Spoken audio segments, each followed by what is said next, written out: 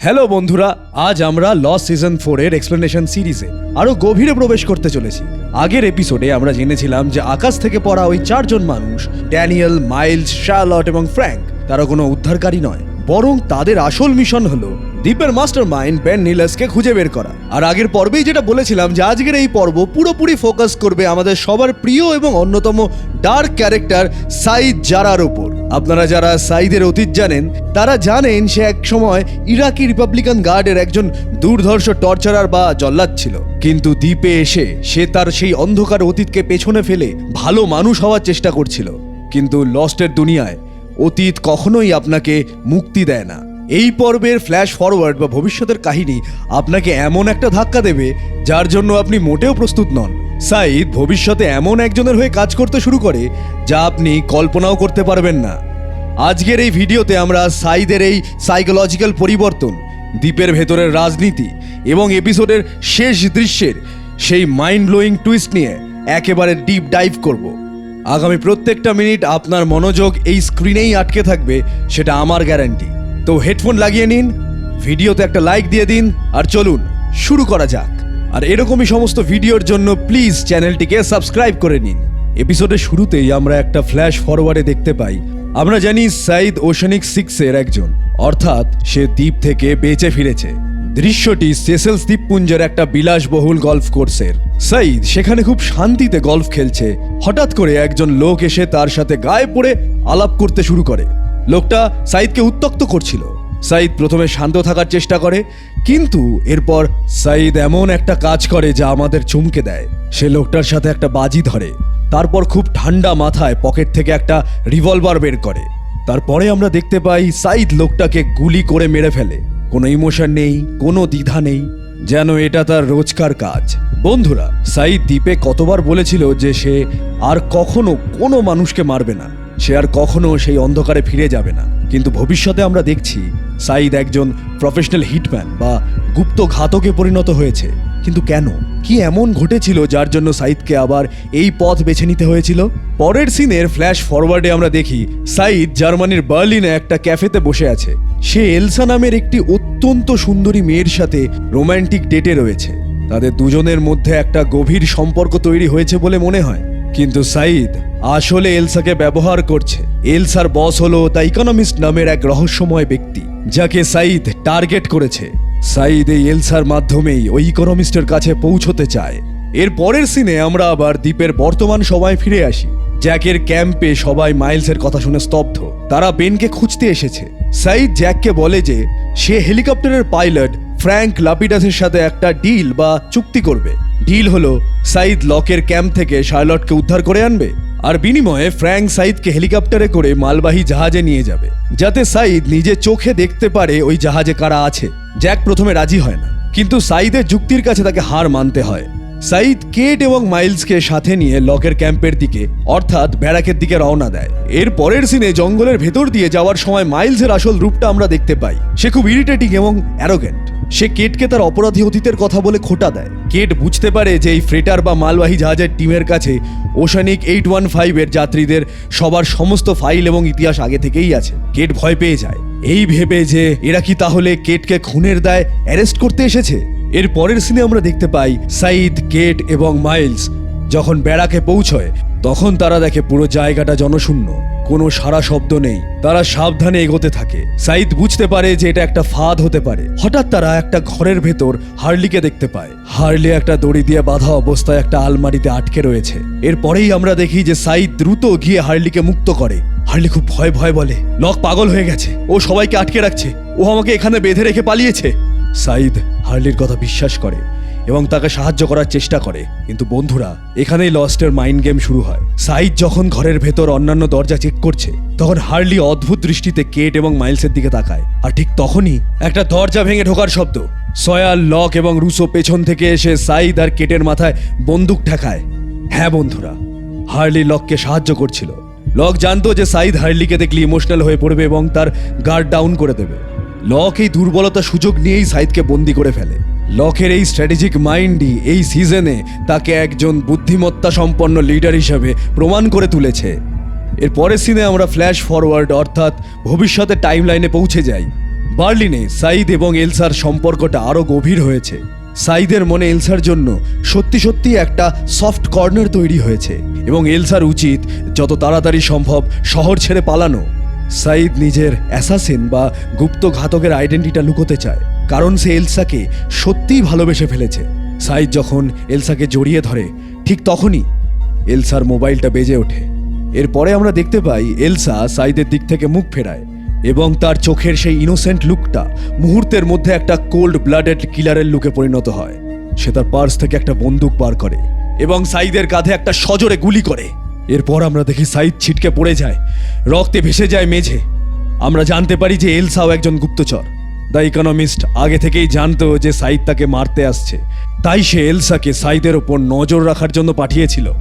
সাইদ যন্ত্রণায় কাতরাতে কাতরাতে মেঝের মধ্যে পড়ে থাকে।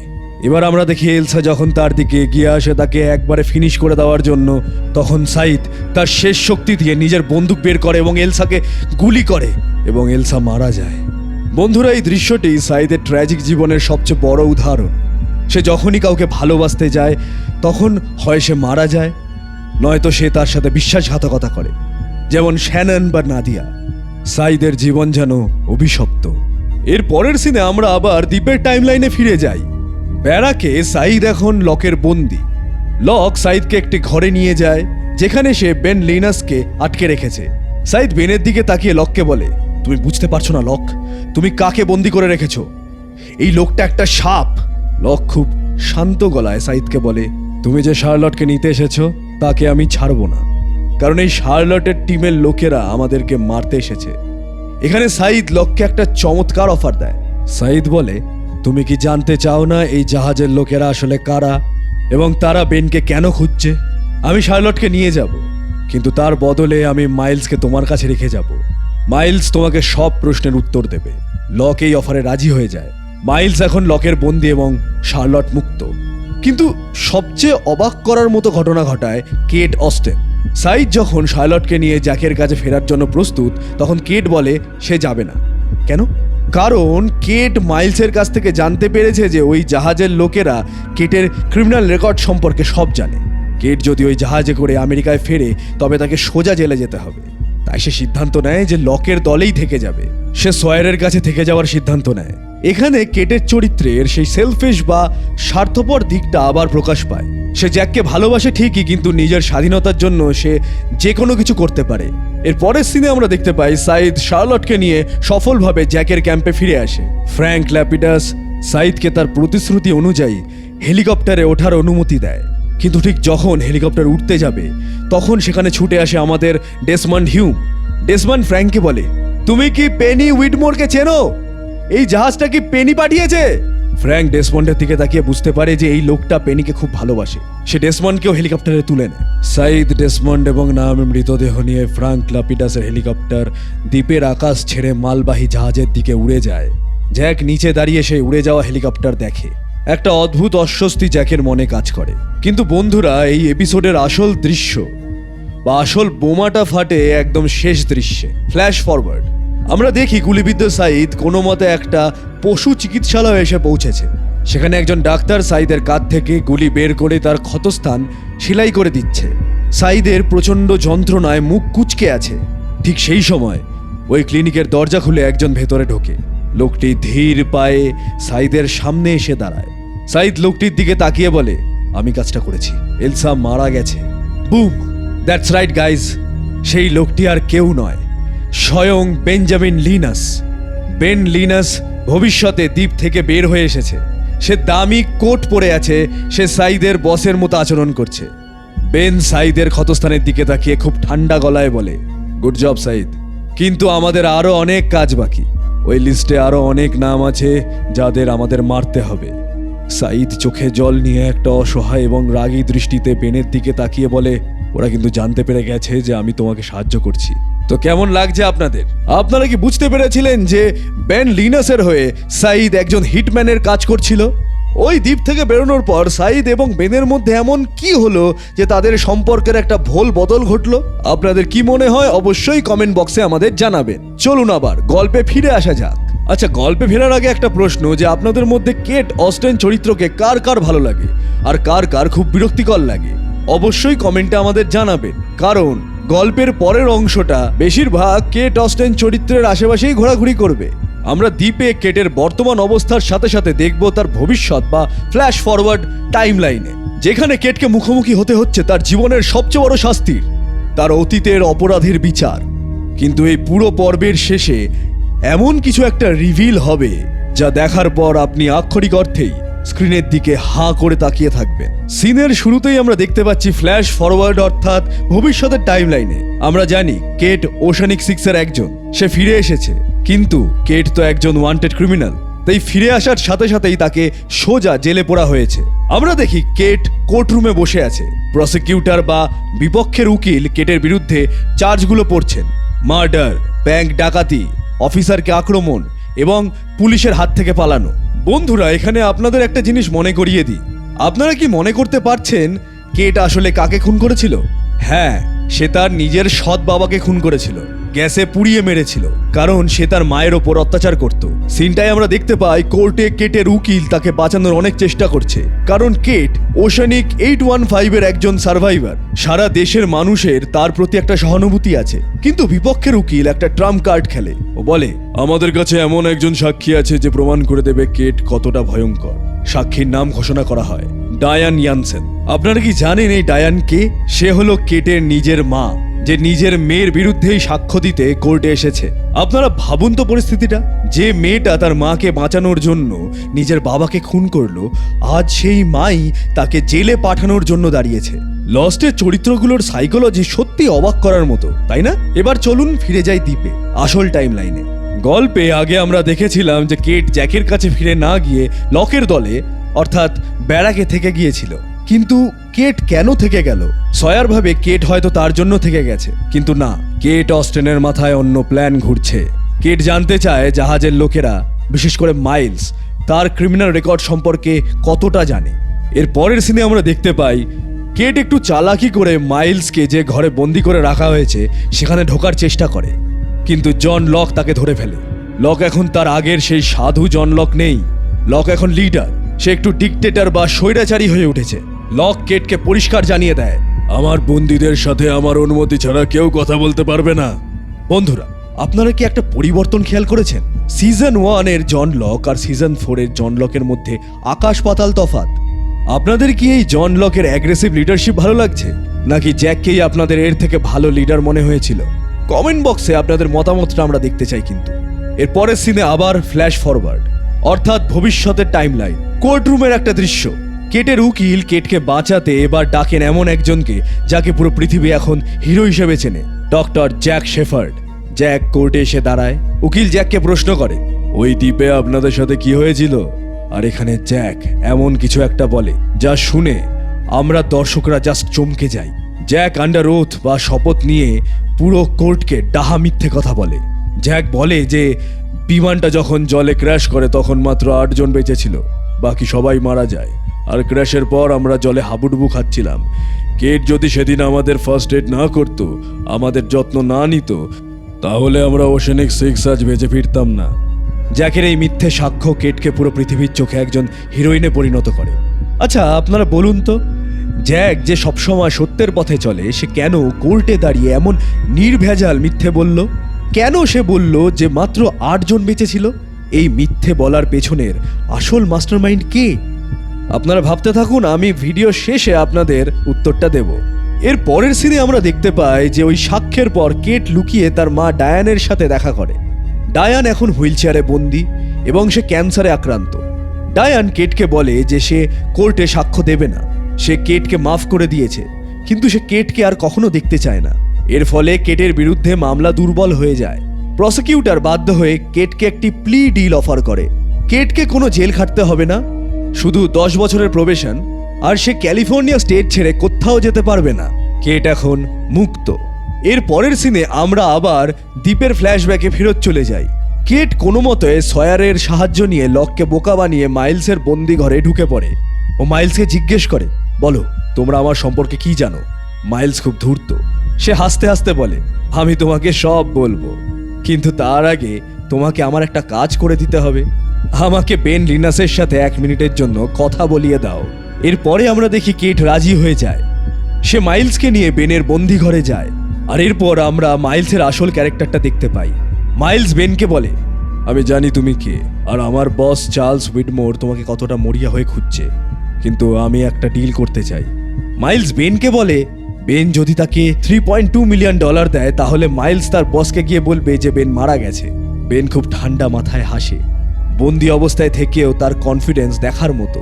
বেন বলে, ঠিক আছে, কিন্তু এই দ্বীপে তো আর এটিএম নেই, আমাকে একটু সময় দিতে হবে। এখানে একটু ভেবে দেখুন, মাইলস কি সত্যি বেনের সাথে এই ব্ল্যাকমেল গেমটা খেলতে পারবে? যেখানে আমরা জানি যে বেন কতটা ধূর্ত, সেখানে মাইলসের এই $3.2 মিলিয়ন দাবিটা কি একটু বেশি বোকামি হয়ে গেল না? আপনাদের কি মনে হয়, মাইলস কি টাকাটা পাবে? এরপরে আমরা দেখি কেট মাইলসকে তার ঘরে ফিরিয়ে দিয়ে জানতে চায়, এবার বলো আমার সম্পর্কে কি জানো? মাইলস বলে ওঠে, আমরা তোমার অতীত সব জানি, আর আমরা এটাও জানি যে তুমি একজন মার্ডারার। এর ঠিক পরেই দেখি আমরা লক সেখানে এসে পৌঁছয়। লক বুঝতে পারে যে কেট তাকে ধোকা দিয়েছে। লক রেগে আগুন হয়ে যায়। সে কেটকে বলে, তুমি আমার নিয়ম ভেঙেছ, এই বেড়াকে তোমার আর কোনো জায়গা নেই, তুমি কাল সকালে এখান থেকে চলে যাবে। এর পরের সিনে আমরা দেখতে পাই যে কেট সয়ারের সাথে তার শেষ রাতটা কাটায়। সয়ার কেটকে বলে, তুমি আমার সাথে থেকে যাও, আমরা এখানেই ঘর বাঁধবো। কিন্তু কেট সয়ারের এই ঘর বাঁধার স্বপ্নটাকে ভেঙে দেয়। কেট বুঝতে পারে সয়ারের সাথে তার ফিউচার নেই। পরের দিন সকালে কেট সয়ারকে ছেড়ে একা সমুদ্র সৈকতে জ্যাকের ক্যাম্পের দিকে ফিরে যায়। বন্ধুরা, এবার আসি এই পর্বের এবং বলা যায় এই সিজনের অন্যতম সেরা এবং শকিং একটা রিভিলে। ফ্ল্যাশ ফরওয়ার্ড বা ভবিষ্যতের টাইম লাইনে আমরা দেখতে পাই কোর্ট থেকে মুক্ত হয়ে কেট একটা ট্যাক্সিতে করে নিজের বাড়িতে এসে পৌঁছয়। বাড়িটা বেশ সুন্দর। কেট দরজা খুলে ভেতরে ঢোকে। সেখানে একজন ন্যানি বা আয়া বসেছিল। আয়াটি কেটকে দেখে খুব খুশি হয়ে বলে, অভিনন্দন, আপনি জিতে গেছেন। কেট হাসে এবং জিজ্ঞেস করে, ও কোথায়? এর পরের সিনে আমরা দেখতে পাই কেট ধীরে ধীরে পা ফেলে একটা ছোট্ট বাচ্চার ঘরের দিকে এগোচ্ছে। আমরা বুঝতে পারি কেটের একজন সন্তান আছে, কিন্তু কার সন্তান? কেট তো দ্বীপে প্রেগনেন্ট ছিল না। কেট ঘরের ভেতর ঢোকে। আমরা দেখতে পাই একটা ছোট্ট বাচ্চা ছেলে বিছানায় শুয়ে আছে। কেট খুব আদরের সাথে বাচ্চাটিকে কোলে তুলে নেয়। বাচ্চাটি আদো আদো গলায় বলে, মা। কেট হাসি মুখে বলে, হ্যালো অ্যারন। এটা কি হলো? অ্যারন? হ্যাঁ বন্ধুরা, ক্লিয়ারের সেই ছোট কোলের বাচ্চাটা অ্যারন। সে এখন কেটের সাথে কেটের ছেলে হিসেবে লস অ্যাঞ্জেলেসে বড় হচ্ছে। আমার তো এই দৃশ্যটা দেখে পুরো গায়ে কাটা দিয়ে উঠেছিল। এটা শুনে আপনাদের কি রিয়াকশন অবশ্যই কমেন্টে আমাদের জানাবেন। তো বন্ধুরা, এবার চলুন একটু মাথা খাটানো যাক। এই পর্ব আমাদের সামনে অনেকগুলো বিশাল বড় বড় প্রশ্ন ছুড়ে দিয়েছে। চলুন আস্তে আস্তে এই রহস্যের আস্তরণটাকে সরানো যাক। এই পর্বের সমস্ত থিওরিগুলো নিয়ে একটু পর্যালোচনা করা যাক। প্রথম প্রশ্ন বা থিওরি, সাইদ কেন বেনের হয়ে কাজ করছে? আমরা জানি সাইদ খুব ইমোশনাল মানুষ। ভবিষ্যতে সাইদ ওশেনিক 6-এর অন্যান্য সদস্য এবং দ্বীপের যারা পেছনে রয়ে গেছে তাদের রক্ষা করতে চায়। অপরদিকে বেন লিনাস অত্যন্ত ধূর্ত। সে সাইদকে ম্যানিপুলেট করছে। বেন সাইদকে বুঝিয়েছে যে চার্লস উইথমোর এবং তার লোকেরা সাইদের বন্ধুদের মেরে ফেলতে চায়, আর সাইদ তার বন্ধুদের বাঁচানোর জন্য নিজের আত্মাকে বেনের কাছে বিক্রি করে দিয়েছে। বেন সাইদের এই কিলার ইনস্টিংক্ট বা এই খুনি সত্তাকে শুধুমাত্র নিজের স্বার্থ লাভের জন্যই ব্যবহার করছে। এই পর্বের দ্বিতীয় এবং খুবই গুরুত্বপূর্ণ প্রশ্ন হলো, দ্য ইকোনমিস্ট আসলে কে? এই পর্বে দ্য ইকোনমিস্টের নাম বারবার বলা হয়েছে, কিন্তু তাকে একবারও দেখানো হয়নি। লস্টের মিথোলজি ঘাটলে বোঝা যায় এই ইকোনমিস্ট হলো চার্লস উইডমোরের গ্লোবাল নেটওয়ার্কের একজন উচ্চপদস্থ কর্মকর্তা। উইথমোর দ্বীপটাকে দখল করতে চায়, আর বেন দ্বীপটাকে নিজের কন্ট্রোলে রাখতে চায়। এই দুজনের মধ্যেকার যে কোল্ড ওয়ার বা ঠান্ডা যুদ্ধ, সেখানে সাইদ এবং এলসা হলো সেই যুদ্ধের নিছক দুটো দাবার ঘুঁটি। এর পরের থিওরিতে যদি আমরা যাই, সেটা হলো টাইম ডাইলেশন এবং ফ্র্যাঙ্কের হেলিকপ্টার ফ্লাইট।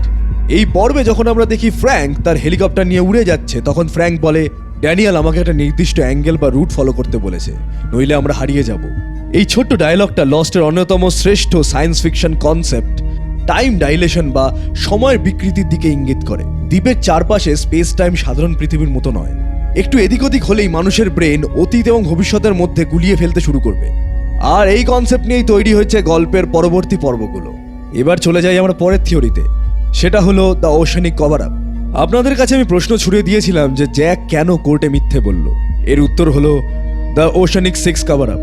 যারা ফিরে এসেছে তারা একটা সম্মিলিত চুক্তি করেছে যে বাইরের পৃথিবীর কাউকে দ্বীপের আসল সত্যটা বলবে না। তারা একটা সাজানো গল্প বলছে, যেটা হলো ক্র্যাশের পর মাত্র 8 জন বেঁচে ছিল, যাদের মধ্যে 2 জন মারা যায়, যাতে বাকি সার্ভাইভারদের অস্তিত্ব গোপন থাকে। তারা এই মিথ্যেটা বলছে কারণ দ্বীপের ভেতরে যারা রয়ে গেছে, অর্থাৎ লক, সয়ার, জুলিয়েট, তাদের উইথমোরের মতো খারাপ মানুষদের হাত থেকে বাঁচানোর জন্য। জ্যাকের এই মিথ্যেটা আর কিছুই নয়, শুধুমাত্র নিজের বন্ধুদের বাঁচানোর জন্য একটা চরম আত্মত্যাগ। এর পরের প্রশ্ন আসছে $3.2 মিলিয়ন রহস্যটা নিয়ে। মাইলস বেনের কাছে ঠিক $3.2 বিলিয়ন কেন চাইল? 3 মিলিয়ন বা 5 মিলিয়ন তো চাইতে পারত। লস্টের ফ্যান্ডামে এই নিয়ে বিশাল থিওরি আছে। আপনারা যদি একটু ক্যালকুলেট করেন দেখবেন চার্লস উইথমোর হয়তো মাইলসকে 3.2 মিলিয়ন অফার করেছিল বেনকে মারার জন্য। তাই মাইলস বেনের কাছে ওই সেম অ্যামাউন্টটা চাইছে, যাতে উইথমোরের টাকাটা না পেলেও তার লস না হয়। আবার অনেকে বলে এই সংখ্যাগুলো লস্টের সেই বিখ্যাত নম্বরের, অর্থাৎ 4, 8, 15, 16, 23, 42 একটা অদ্ভুত গাণিতিক হিসেব। কারণ এটা বুঝতে হবে যে লস্টের রাইটাররা কোনো কিছুই বিনা কারণে করেন না। এবার চলে আসি পরের প্রশ্ন, যে প্রশ্নটা হলো যে ক্লিয়ার আসলে কোথায়? যদি ফ্ল্যাশ ফরওয়ার্ড বা ভবিষ্যতের টাইম লাইনে অ্যারন কেটের সাথে থাকে, তাহলে তার আসল মা ক্লিয়ার কোথায়? ওশানিক 6-এর মধ্যে তো ক্লিয়ার নেই। তার মানে কি ক্লিয়ার দ্বীপে মারা গেছে, নাকি তাকে দ্বীপে ফেলে আসা হয়েছে, নাকি এর পেছনে অন্য কোনো অতিপ্রাকৃত কারণ আছে? এই প্রশ্নটাই সিজন 4-এর সবচেয়ে বড় মিস্ট্রি তৈরি করে দেয়। তাহলে বন্ধুরা, আপনারা বুঝতেই পারছেন যে লস্ট শুধুমাত্র একটা আইল্যান্ড সার্ভাইভাল স্টোরি নয়, এটা একটা হাই স্টেকস গ্লোবাল এসপিওনাজ বা গুপ্তচর বৃত্তির গল্পে পরিণত হয়েছে।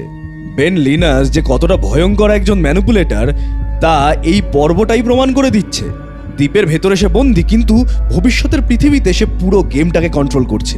আচ্ছা, আপনাদের কাছে একটা প্রশ্ন, যে আপনারা কি মনে করেন যে সাইদ বেনের সাথে কাজ করে ঠিক করছে, নাকি বেন সাইদকে শুধু ব্যবহার করে ছুঁড়ে ফেলে দেবে?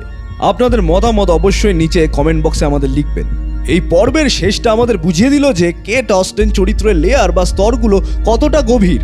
সে একদিকে নিজের স্বাধীনতার জন্য লড়ছে, আবার অন্যদিকে সে অ্যারনের মতো একটা বাচ্চাকে দত্তক নিয়ে নিজের মাতৃত্বের স্বাদ পূরণ করছে। আজকের এই ইন্টারঅ্যাক্টিভ এক্সপ্লেনেশন আপনাদের কেমন লাগলো? আমরা প্রত্যেকটা ভিডিওতে চেষ্টা করছি পুরো গল্পটাকে আপনার চোখের সামনে জীবন্ত করে তোলার। আপনারা যারা এতক্ষণ ধরে ভিডিওটা দেখলেন, আপনাদের সবাইকে অনেক অনেক ধন্যবাদ। আপনারা কমেন্টে অবশ্যই জানাবেন যে লস্টের এই সিজন 4 আপনাদের কেমন লাগছে। পরের ভিডিওতে আমরা আলোচনা করব টেলিভিশন ইতিহাসের অন্যতম শ্রেষ্ঠ এবং হাইয়েস্ট রেটেড পর্ব নিয়ে। হ্যাঁ বন্ধুরা, ডেসমান্ডার পেনির সেই পর্বটা, যেটা দেখার জন্য পুরো পৃথিবী অপেক্ষা করে থাকে। তাই চ্যানেলটা সাবস্ক্রাইব করে বেল আইকনটা বাজাতে একদম ভুলবেন না। আজকের মতো এখানেই বিদায় নিচ্ছি। ভালো থাকবেন, সুস্থ থাকবেন, আর মনে রাখবেন, we have to go back. Good bye.